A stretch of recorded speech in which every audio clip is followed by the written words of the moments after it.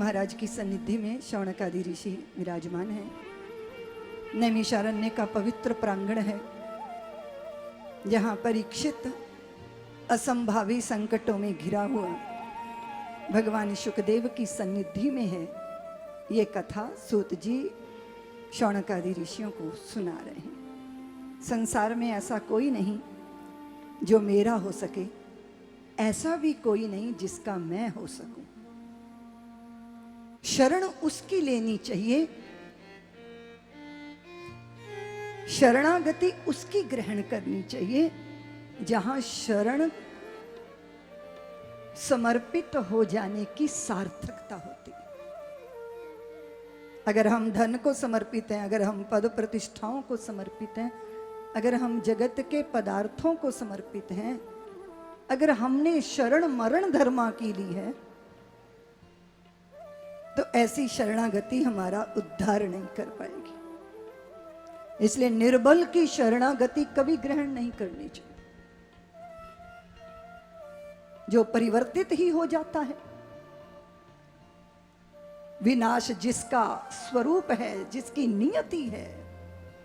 और हम किसकी शरणागति में हैं? हम इंद्रियों की शरण, हम मन की शरण में, हम बुद्धि की शरण में, अपनी देह को, काया को समर्पित, काया कलेवर में लिपटी ये चित्त वृत्ति, इंद्रियों के द्वारा संचालित, मन से प्रेरित, बुद्धि से संचालित।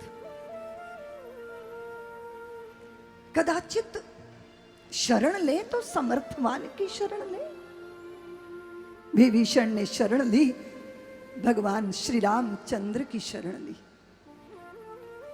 हनुमंत लाल ने शरण ली तो भगवान की शरण ली। भक्त भगवान के लिए अर्पित होते हैं, समर्पित होते हैं। वे शरण्य हैं, वे उद्धारक हैं, वे पालक हैं, वे संचालक हैं, वे चराचर सृष्टि में विराजमान हैं। वे हमारे आग्रह पर सगुण साकार होते हैं। वे सत्ता जो निर्गुण निराकार है, वो सत्य का भी सत्य है। वही परम सत्ता भक्ति की शक्ति है। प्राण, ज्ञान, विज्ञान सब स्रोतों का अगर कोई स्रोत है तो वो क्या है? श्रीमद् भागवत महापुराण वहीं पर हमारी दृष्टि ले जाते हैं। इसलिए परीक्षित को कहा गया कि अगर तुम आसन जीत लोगे, श्वासों को जीत लोगे, संग को जीत लोगे, इंद्रियों को जीत लोगे, अपने समाहित व्यक्तित्व को जब तुम समग्रता के साथ एकीकृत कर लोगे, तब तुम स्वामी हो जाओगे मन के, इंद्रियों के, श्वासों के। उस परम सत्ता का अनुभव करने के लिए अंतःकरण की शुद्धि चाहिए। हम लोग काया से शुद्ध होते हैं स्नान करके, लेकिन आंतरिक स्नान भी तो चाहिए। अंतःकरण की शुद्धि का उपाय, वो भी तो कोई सलिल ढूंढना होगा, वो भी तो कोई जल ढूंढना होगा जो हमारे अंतर को पवित्र कर दे, हमारे अंतःकरण को शुद्ध कर दे।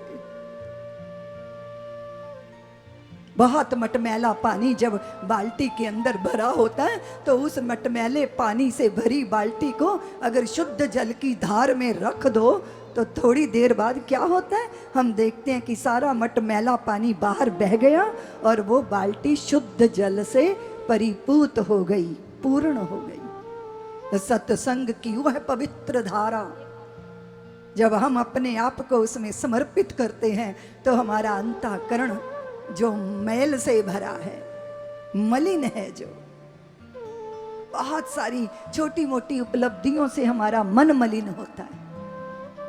हमारे चित्त में जरा जरा सी उपलब्धियां अभिमान पैदा करती हैं, वो मैल है, उसे धोना होता है। वो सत्संग की धार से ही वो धुलता है। इसलिए साबुन क्या है, जल कौन सा है जिससे हम अपने अंतःकरण को धोएंगे, हमारा अंतः शुद्ध होगा। तो अंतः शुद्ध का अर्थ है विचारों की शुद्धता, चिंतन की शुद्धता, भावनाओं की शुद्धता। क्या हम शुद्ध भावना के स्वामी हैं? क्या हमारे पास विचारों में शुद्धता है? इसका आकलन कौन करेगा? हम स्वतः जब अपने आप को समाहित करके बैठेंगे तो हम देखेंगे अपने विचारों के, अपने द्वंद्व, अपने अंतर के जटिल जंजाल से हमारा परिचय होगा। उसके लिए अंतर यात्रा करनी होती है। अपने अंतःकरण को शुद्ध करो। तो कैसे शुद्ध होगा वो? पहले यह स्वीकार करो कि अशुद्धि है, पहले यह स्वीकार करो कि रोग है। कभी कभी तो हम रोग को, चमड़ी के रोग को पाउडर से ढांपने की कोशिश करते हैं। अगर चमड़ी का रोग हम पाउडर से ढांपेंगे तो उस रोग का इलाज नहीं होगा। इसलिए पहले रोग को स्वीकार करना होता है, फिर उस रोग का इलाज होता है। मैंने निवेदन किया कि रोग क्या है? छोटी छोटी उपलब्धियां। आपने देखा कि वो वृक्ष में बौर आते हैं और उसके बाद फल आते हैं। बौर आते हैं ना देवियों, क्या बोलती हो? बौर आना, बार बार बौराने पर भी तनिक ना तुम बौराए। और एक आदमी है जो, जिसको थोड़ा यश प्रतिष्ठा मिली, वो बौरा जाता है। उसको क्या बोलते हैं? बौरा गया। और वहां वृक्ष भी बौराया। बार बार बौराने पर भी तनिक ना तुम बौराए, पर हम थोड़ा सा ही पा करके बार बार बौराए। तुम बौराए, काम भी आए, सबके मन को भाए। हम बौरा कर नष्ट हो गए, किसी काम ना आए।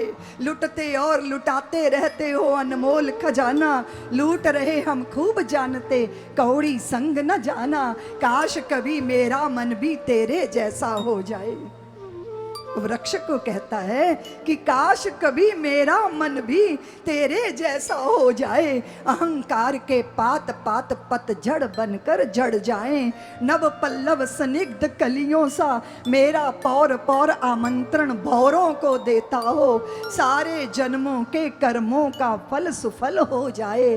घर मेरा बौराना भी तेरे जैसा हो जाए। सारे जन्मों के कर्मों का फल सुफल हो जाए। और कदाचित थोड़ी सजग वृत्ति, थोड़ा जागरण, थोड़ा होश। लोग मुझे पूछते हैं, दीदी माँ धर्म की, पाप की, पुण्य की कुछ परिभाषा बताओ। तो मुझे सीधा सीधा समझ आता है कि बेहोशी ही पाप है और होश ही पुण्य है। क्योंकि होश में, अंतर जागरण में हमसे कभी ऐसा नहीं हो सकता जिसको करने के बाद पश्चाताप करना पड़े। धीरे धीरे होश हमारा परिष्कार करता है। और साधना का अर्थ है स्वयं का परिष्कार, अपनी चित्त वृत्तियों का परिष्कार करना, अपने अंतर को धोना। इसीलिए बहुत बार लोग कहते हैं कि हमें भगवान चाहिए, तो भगवान कहते हैं कि मैं निर्मल मन में ही डेरा डालता हूं। तो तेरा निर्मल मन है क्या? अंतःकरण निर्मल है क्या? गुरुदेव से सन्यास लिया। गुरुदेव ने कहा कि भैया हमारे यहाँ तो सन्यास के बाद भिक्षा लेने जाना होता है, तो भिक्षा लेने जा, फलाने गांव में जा, फलानी गृहिणी के घर से भिक्षा लेकर आ। सेठ का पुत्र था, अभी अभी साधु बना था, अब भिक्षा लेने चला तो मार्ग में सोचता है कि अरे पता नहीं भिक्षा में क्या मिलने वाला। मुझे तो फलानी सब्जी बड़ी पसंद है, अब पता नहीं भिक्षा में क्या मिलेगा। आश्चर्य में डूब गया जब उसको भिक्षा में वही भोजन मिला जिस भोजन का चिंतन वो मार्ग में कर रहा था। उसने सोचा होगा कोई संयोग, भोजन किया। फिर मन में आया कि जब घर पे था तो भोजन के बाद वाम कुक्षी करता था, थोड़ी देर शैया पे सोता था, अब कौन विश्राम के लिए पूछने वाला है। तो वो घर की देवी पास आई, बोली महात्मा भोजन हो गया, अब थोड़ा विश्राम भी कर लो। ये थोड़ा चौंका कि मैंने जिस भोजन का चिंतन किया वो भोजन मिल गया और अब मैं विश्राम का चिंतन कर रहा हूं। तो ये स्त्री आके कहती है महात्मा विश्राम कर लो। शैया पे लेटा तो सोचने लगा कि कल तक तो स्वयं के बिस्तर पर सोता था, अब पराई शैया पर पड़ा हूं। तो वो स्त्री पास आई, बोली महात्मा शैया का विचार क्यों करते हो, मेरी तेरी इसमें क्या रखा है, विश्राम कीजिए। अब तो ये उठकर बैठ गया, वहां से भागा दौड़ा गुरु जी के पास आया, बोले गुरुदेव मैं वहां जाऊंगा नहीं। गुरुदेव ने कहा क्यों नहीं जाएगा तू वहां? बोले गुरुदेव वहां वो स्त्री कुछ अलग है, वो मेरे मन को समझती है। मैंने जिस जिस चीज का विचार किया उसने वही वस्तु मेरे सामने प्रस्तुत कर दी गुरुदेव। तो गुरुदेव मुस्कुराए कि वत्स तू अधीर क्यों होता है? जिस व्यक्ति के स्वयं के विचार शांत हो जाते हैं वो दूसरे के मन के विचारों को पढ़ने में योग्य हो जाता है।